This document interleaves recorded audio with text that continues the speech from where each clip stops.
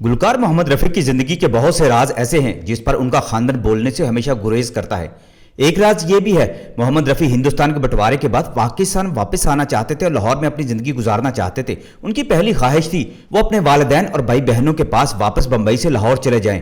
उस वक्त उनकी जदोजहद भी रंग ला रही थी। उनके कुछ खदशात भी थे, जिस तरह बंटवारे में फसादात हुए हैं उनका बंबई में रहना मुश्किल ना हो जाए कहीं, क्योंकि उस दौर में उन्हें यह बात मालूम हो गई थी कि मैडम नूर जहां समेत कई बड़े फनकारों को हिंदू इंतहा पसंदों की जानिब से धमकियां मिलने लगी थी और वो बंबई छोड़कर चले गए थे।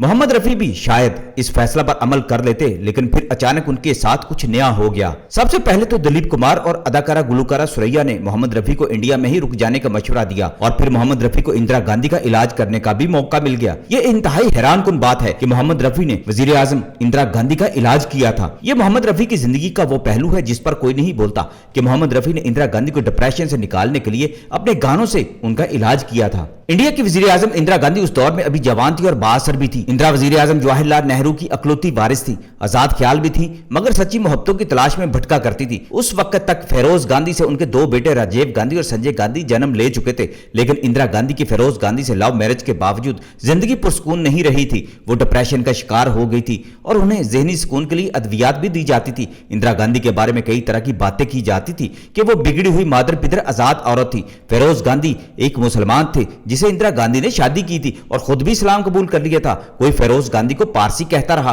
और खुद गांधी खानदान के नजदीक फिरोज गांधी हिंदू थे। अलबत्ता यह बात तय थी कि फिरोज गांधी इंतहाई दलेर और इनकलाबी किस्म के इंसान थे और अपने ससुर जवाहरलाल नेहरू से भी ज्यादा शार्प सियासतदान थे। मगर जवाहरलाल नेहरू इंदिरा गांधी को अपना सियासी वारिस बनाना चाहते थे, इसलिए उन्होंने अपने अकलौते दामाद फिरोज गांधी की बजाय अपना गुर ज्ञान इंदिरा को सिखाया था। लेकिन जब इंदिरा गांधी का दूसरा बेटा पैदा हुआ तो उस पर कई फसाने और कहानियां बनाई गई। यही वो वक्त था जब फिरोज गांधी और इंदिरा गांधी में एक तरह से अलहदगी भी हो गई।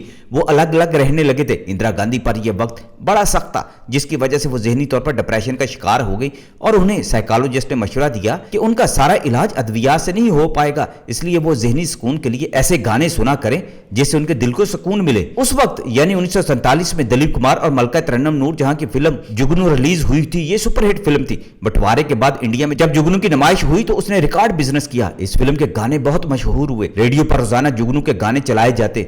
जुगनू के गाने मलका तरन्नुम नूर जहां और मोहम्मद रफी ने गाए थे। इंदिरा गांधी ने जब जुगनू का ये गाना सुना तो उन्हें बहुत अच्छा लगा।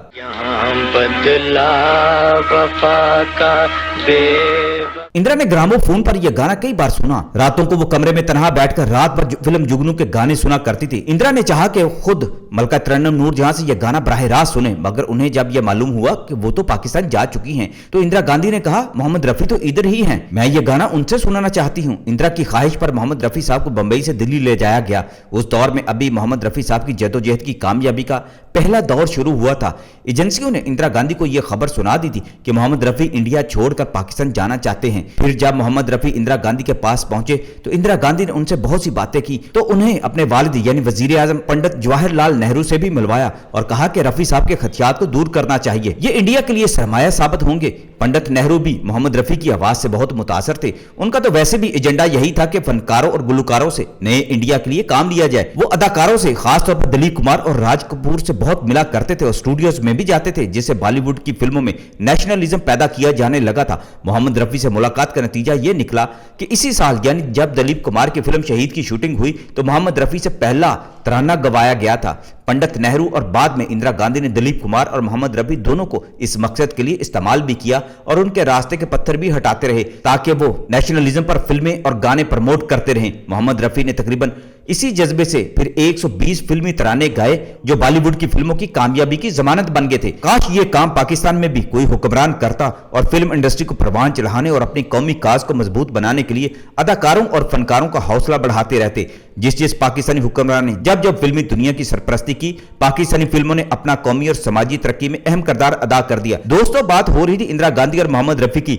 ये बात खुद मुझे मोहम्मद रफी साहब के भाई मोहम्मद सदीक रफी ने लाहौर में बताई थी कि रफी साहब पर इंदिरा गांधी बहुत मेहरबान थी। मोहम्मद रफी को अपने पास बुलाकर वो उनसे रात भर गाने सुना करती थी। फिर मोहम्मद रफी का जो भी गाना उस दौर में मशहूर होता वो रफी साहब को बुलाकर उनसे सुना करती थी। इंदिरा गांधी के डॉक्टर कहा करते थे कि रफी जी के गाने सुनकर इंदिरा गांधी का डिप्रेशन उस वक्त दूर हो गया था जब बंटवारे से पहले उनके स्कैंडल्स बनाए जाने लगे थे, इंदिरा तन्हाई का शिकार हो गई थी। मोहम्मद रफी के गानों ने इंदिरा के लिए मरहम का काम किया था। इंदिरा गांधी को मोहम्मद रफी के गानों ने रुला भी दिया था। जब पंडित नेहरू आंजहानी हुए तो मोहम्मद रफी ने उनकी मौत पर गाना गाया था, जो इंदिरा सुन सुनकर रोया करती थी। इंदिरा गांधी ग्रामोफोन पर मोहम्मद रफी के गाने सुनकर हमेशा तरोताजा हो जाया करती थी। टूटे हुए ख्वाबों ने हम न तू ज़मीं के लिए अकेले हैं, चले आओ